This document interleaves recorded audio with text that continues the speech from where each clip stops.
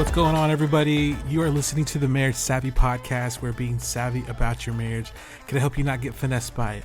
I'm your co-host, John Bautista, and in this week's episode, you're going to want to check it out. We're going to check in with Kim as she's on the road. And then, since people have been submitting questions and scenarios, we're actually going to answer an audio call on this week's episode, submitted about communication frustration. And lastly, coming up, we're going to have Kim give us a tip on creating a safe place for conflict resolution. And you might be intrigued at what she suggests. The Marriage Savvy Podcast is for informational purposes only and should not be used to diagnose, treat, or act as medical advice. Always seek the advice of your primary care physician, mental health professional, or other qualified health provider with any questions you may have regarding a medical condition and/or mental illness.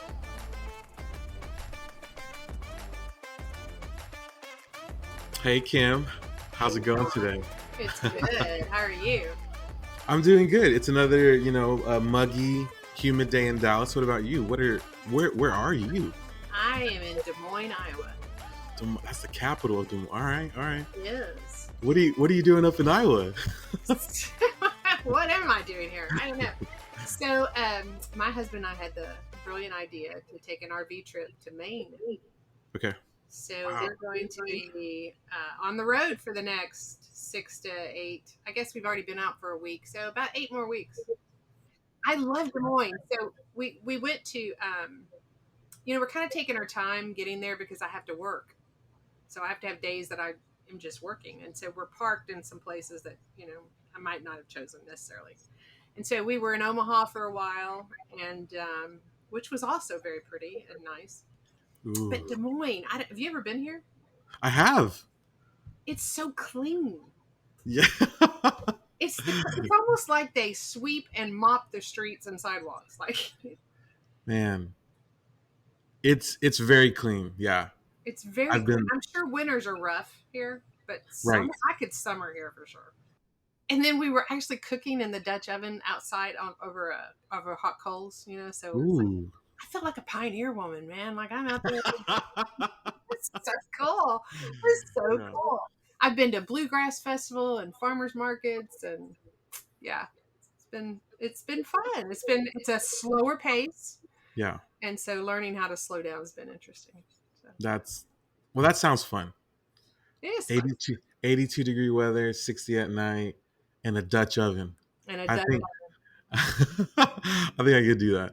Yeah. Well, thanks for being on the show today. What I wanted to do is really kind of get an inside look about what is life like in the RV. I know that you said you can have a whole podcast series on episodes of things that happen in the RV and things that you've learned. So I'm really interested, like, what are some things that you've been experiencing that are new, and what are some things that are not so new?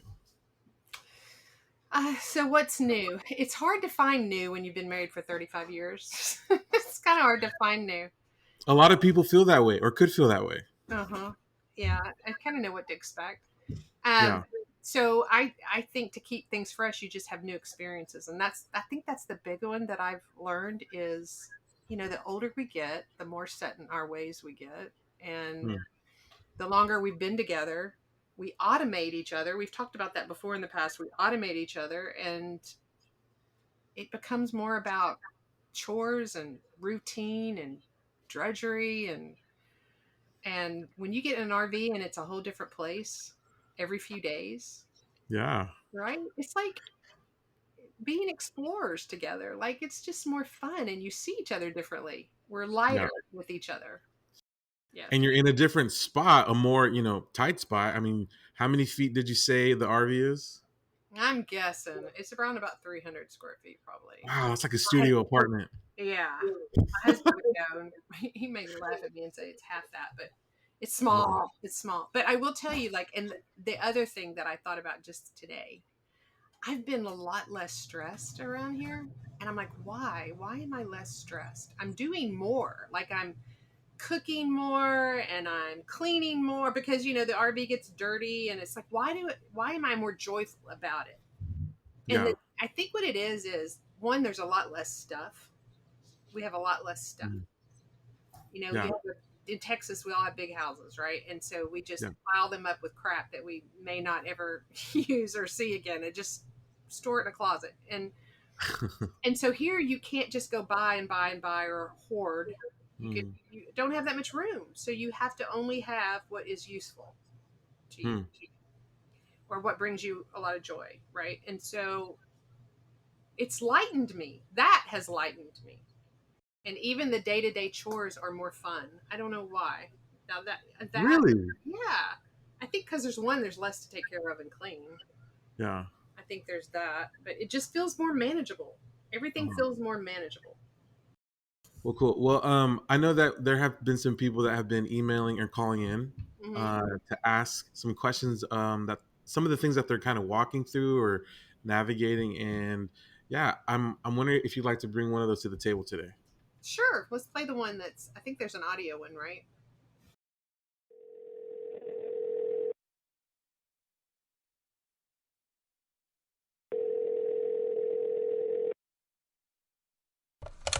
What do you do when you feel like you've articulated as best you can, and maybe even to the extent of your limitations, how you feel about a situation, but your partner isn't hearing you clearly or understanding what you're trying to say? Like, what's the next step to resolve that type of communication barrier? Okay, so we got a question about a communication barrier.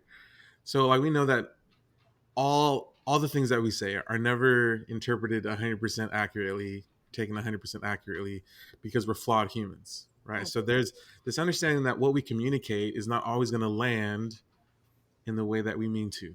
And so um this couple is having some issues um talking about things, and the person is frustrated that they are not getting through to their partner. They say that their partner's not hearing them. Just kind of first impressions. So when I first heard it, the the thing I thought was, when you say your partner's not hearing you, is it that they're not agreeing with you? And so you're thinking, well, surely they're not hearing me. Oh, And that's one issue. But I agree with you. I don't think that's what this caller's saying. I think she's saying um, that I'm trying to communicate one thing and they're receiving another, and so that's something different. And there's a couple of reasons why, right off the bat, that I see that play out. Um, One is when you are in a relationship where there's been a lot of hurt or betrayal or pain or whatever, it's easy to always receive whatever your partner's given you from that lens of suspicion and doubt, like I'm not really trusting what's yeah. coming and knowing how to take it. Mm, And so that's a problem.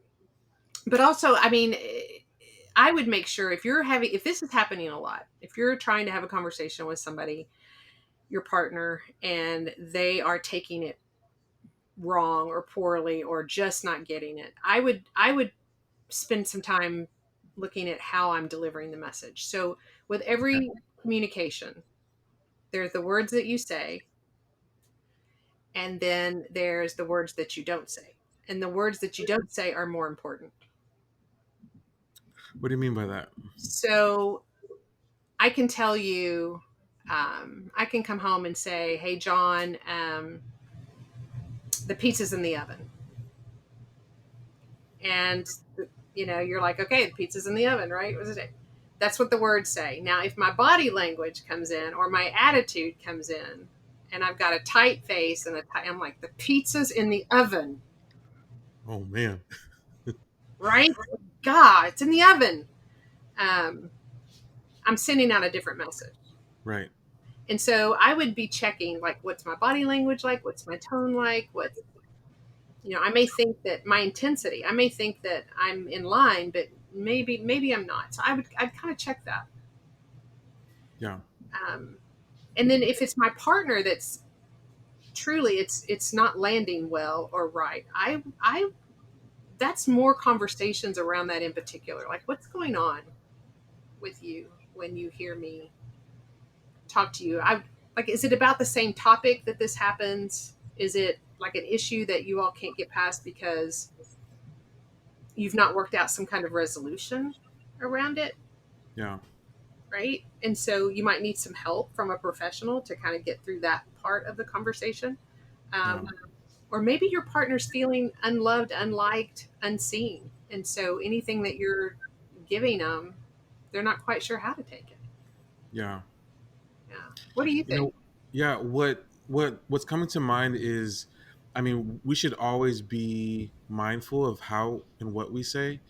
Um and also there's also the other person, like the receiver, who has to be open to hear something. And sometimes I've seen many couples, one person take things personally, even though the conversation or the direction or the command or the statement wasn't personal, but the partner on the receiving end took it personally. And that's when feelings get hurt and people don't feel understood. They feel misunderstood. They feel like they're not getting their point across. And so what would you say to a situation like that?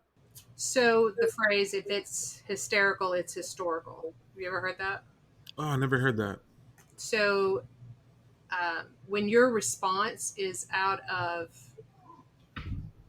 the range of normal for an event, like somebody that's overly sensitive or whatever, Yeah. that's a wound that comes from something in your past. That's a trigger.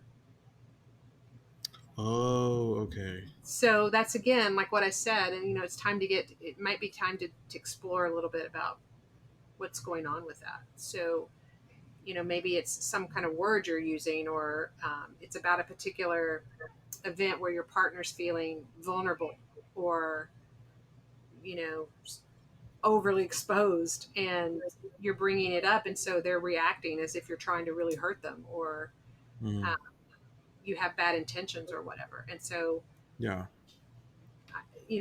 that's something going on. That's something going on that might not have anything to do with you at all. Yeah. So you said if it's hysterical, it's historical, or likely it's historical. And Yeah. what that's pointing to is the fact that there might be some issue or situation in the past that's triggering this kind of reaction. Yes. You Yes. know, what's really fascinating to me is that for someone not to react and to slow down enough to respond and inquire and be curious, that's going to take a lot of mindfulness. That's going to take a lot of energy. Yeah, I it don't does. I don't I don't from the couples that I've seen, that's always been really difficult to slow down the conversation enough to become curious in Well, conflict. right, because once you get triggered, your partner has, let's say your partner steps into it, doesn't know what they stepped into, and the receiver gets activated or emotional or whatever, dysregulated. Immediately you become dysregulated, or you get activated. Now you've got two people who are not showing up at their best, and Yeah, they're just reacting off one another, right? yeah, It yeah, just takes one, though. Just if one person can just take a breath, like, whoa, hold it. This yeah, has gone sideways. I don't know how this happened. Let's take a breath. Let's take a breather. I love you. I know you love me. Let's try to yeah. regroup. My husband and I had phrases like, okay, look, I need a do-over. Somehow I stepped in something here, or whoa, wait a minute, that didn't feel good to hear that. So we literally say, I want a do-over. And Oh there's, wow, yeah, and it's kind of like a reset. Let's I try to, like that. So someone like the person who is speaking can say, "Oh, you know what? That came out not the way that I intended. Can I get a do-over?" yeah, And the receiver can also say, "Yo, I don't think I like that. Maybe I'm misinterpreting. Can I get a do-over?" that's right. Okay. That's right. Man, that's actually really cool. Yeah, it's like a reset. It's like a giant reset. hmm I did this today with a client. I saw a client today, and I told them I wanted them to create a space in their home that they don't have a lot of bad memories there. Like there's not a lot of fighting that happens there. A place they feel safe and secure. And honestly, for most couples, it's probably not the bedroom. That's where we have some of our biggest fights as couples Mm-hmm. because it's private. Mm-hmm. Um, so some couples, it's their bedroom closet. This couple, it was the media room. Oh, Another couple, they'll sit in the bathtub. in their bathroom. Really? Yes. And so that becomes the space. We're going to make that space sacred. And so what that means is we're not distracted when we're in that space. We don't have our phones with us. And we both agree that we're going to be very relational here. We're not going to argue. We're not going to debate. We're not going to try to be right. We're not going to get activated. And there's something about creating that space. And so when you're with someone and you have difficult conversations and you say, hey, let's go to our place. Yeah. Right? Wherever that place is. It's this reminder that we're going to show up here as our best selves. It can be really powerful. And so if you get in there and it starts to get tough or like it might be going south, I'm like, leave the space because we're not gonna poison that air in that space. We're gonna let that space remain sanctimonious. No, sanctify that space. And so if it gets bad, you have to leave the space. Yeah. Right. And that will sometimes help couples to kind of come. Listen, we all show up differently in different places. I put a suit on you and I put you in an office situation and you're going to show up differently than you do in t-shirts and a pair of shorts. That's right. Right? Yeah. And so with couples, we oftentimes give our best to our coworkers and our bosses and our kids' teachers and our doctors. Yeah. We give them all our best and then we come home and we just dump the bad stuff on each other. Yeah. And this is just a way to go. Not here, not now. This is us. This is our space. And we're going to show up here and do this well. It's pretty powerful. I think that's really cool. I love that. I've never heard of that, but it makes sense to have a space where you say, hey, look, we both agree that this place is for us and for us to show up for each other. Yes. Oh, I love that. Yeah. That's really intimate. We're not going to pick on each other in here. We're not going to criticize each other in here. We're not going to blame and shame and get mad. Yeah. You know, this is our place to come with our very best for each other. Yeah. Yeah. I really like that. I'm going to use that. You can use that. You go right ahead. I learned so much from these episodes. Good. I really do. Well, cool. Well, from what we talked about today, you know, we talked about how sometimes whenever our partners are not receiving something, whether it's, you know, misunderstandings or not feeling like they're being heard, you know, we talked about being mindful, slowing down the conversation enough to be curious. Mm-hmm. We also talked about watching what we say and what we don't say. Mm-hmm. Right? In the way that we say things, like our tone, our facial expressions, all of our nonverbal communication. But then we also talked about creating this sacred space where we can show up for one another, giving each other the benefit of the doubt. Amen, brother. And showing up for the relationship and saying, hey, we can do this here. And if something tries to poison this, not here. Not here. Right, not today, Satan. Not today. That's not today, Satan. I love it. No, those are some really good recommendations for those people that are listening that are in a similar situation. I mean, I hope that you guys were able to take something from that. The sacred space. I like that. Space. I do too. Yeah, I like that. That's really. We could have named the podcast that. The sacred space. Yeah. Cool. Awesome. Kim, any last thoughts, any last encouragements for our listeners who are struggling with communication? Don't give up. Don't give up. Yeah. Don't give up. Like, I see a couple of things. I see people, they just quit trying. Quit trying. It's hard, and they'll tell themselves, what's the point? They're not going to be heard anyway. Or, you know, it's not going to be worth what I'm going to have to pay. Oh, wow. You know, to say what I want to say. And your job as a partner is to be known. And it's to know your partner and be known by your partner. That's your job. That's good. Don't give up. Don't give up. All right, guys, that wraps up this week's episode of the Marriage Savvy Podcast, where being savvy about your marriage can help you not get finessed by it. A friendly reminder to all those who are interested in submitting a question, feel free to email askkim@themarriageplace.com. Once again, askkim@themarriageplace.com, and you might be featured on the show. I'm your co-host, John Bautista, and we will see you guys next week. Peace.